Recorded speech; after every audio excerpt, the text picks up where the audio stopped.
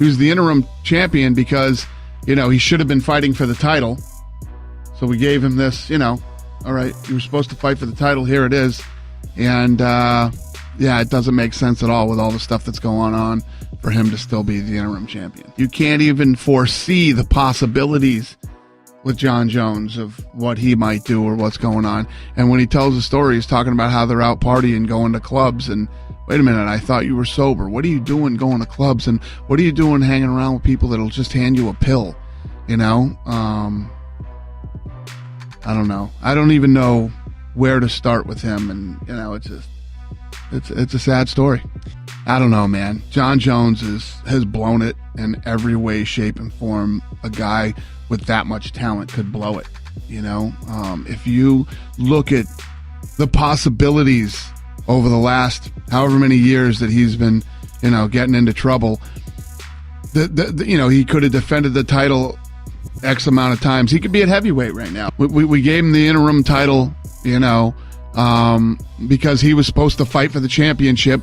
You hold that belt till you fight for the championship, and it's like an honorary belt because that's what you trained for. That's what you were expecting. It wasn't his fault that the fight fell out. So, it goes away.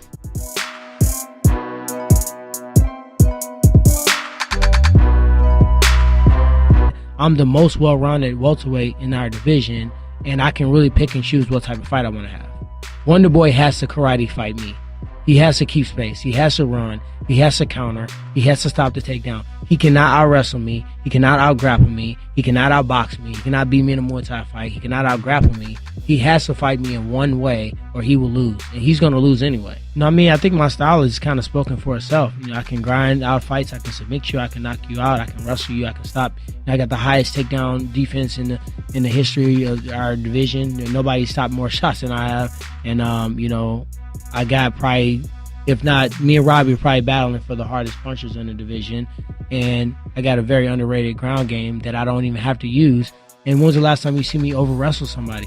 And that's my base. So with that said, I feel like I'm 2 or 3 fights from cleaning this damn division out. And that's my goal right now, is to go out here, send a message to this kid, to the whole division. And it's not just the fans, it's the division. Like, you got guys within the division hating on you. So with that said, I just don't have no love for any of them, man. I just want to go out there and I just want to annihilate them, walk off knockouts, choke people unconscious. And that's really how I feel at this moment.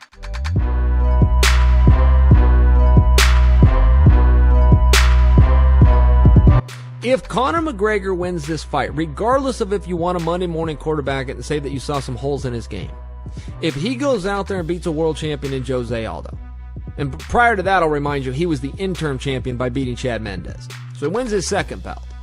If he goes out there and beats Eddie Alvarez, the top of the food chain at 155 pounds, does it simultaneously, becomes the first athlete to ever hold a championship in 2 different weight classes at the same time in the UFC, you can write the book that he is the greatest fighter of all time. There's no argument around it. The guys of today are a lot better than the guys of yesterday. So you couldn't go back in time and say, well, this guy could have beat him, but he was a different era. Those arguments are fun, guys, but they're a bunch of crap. And if you're one of the people that makes those arguments in anything, if you try to say Wilt Chamberlain was better than LeBron James, you're not complimenting Wilt Chamberlain. You're insulting the game of basketball. If you're telling me there is a sport that peaked out 30 or 40 years ago and the sport has not progressed and gotten better, you're insulting the entire sport. That comes back to the Muhammad Ali, Mike Tyson thing. You can say Muhammad Ali all you want to be nice, but you're insulting boxing. He fought in the 60s. He had his last fight in 1980. He had his last good fight where he was still at a high level in 1977. Hey, incredible career. Absolutely incredible. Don't mistake any of this for an insult to the great Muhammad Ali. But if you're saying that a guy that came around 2 generations after him couldn't beat him, you're insulting the sport. So Conor McGregor is fighting in the 2 toughest weight divisions that there are, 145 and 155. And if he climbs the mountain and leaves with the gold in both of them, he needs to be recognized as the greatest of all time. Hey, I'm not surprised, motherfuckers. Hey everyone, so I was chatting on AIM, with this guy. Supposedly he was from England, and I speak fluent American, so there's a bit of a language barrier, but he knew really good English. So I was talking to him about like this game I wanted, because I was hoping he'd buy it for me, and he said supposedly he wanted it too. I'm like, well, why don't you get it? And he's like, because it's too much. I'm like, well, how much is it? He's like, it's 15 pounds. So apparently there's a bit of a language barrier there, because I asked him how much it costs, not how much it weighs. So a bit of a language barrier, we went over that jump. But the thing I'm wondering is, why does it weigh so much? That's what's confusing to me. Does it have to do with where England is located?